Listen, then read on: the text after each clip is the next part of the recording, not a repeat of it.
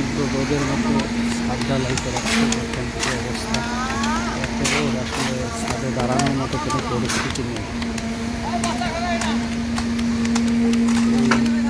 শ্রমিক ভাইয়েরা কী করে যে কাজ করে আসলে কল্পনা করা যায় না। আমি দাঁড়িয়ে থাকতে পারতেছি না, তারা এই পরিবেশের মধ্যে কী করতেছে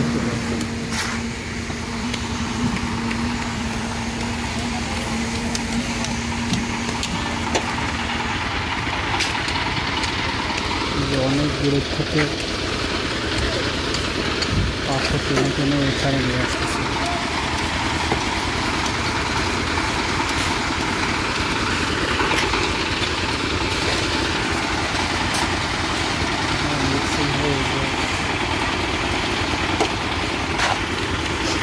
ট্রেনের মাধ্যমে পরে উঠানো হয়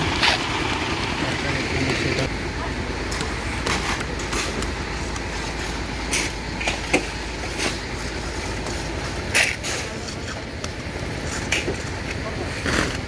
বাইরে আসলে যদি গর্ত থাকে তাহলে বাইরে লাভ কি?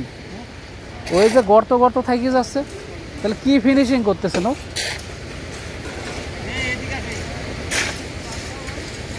ফিনিশিং হয় না, আবার হয়তো ঠিক করেন পাড়ার গর্ত রয়েছে, সব ফিনিশ করতেছে।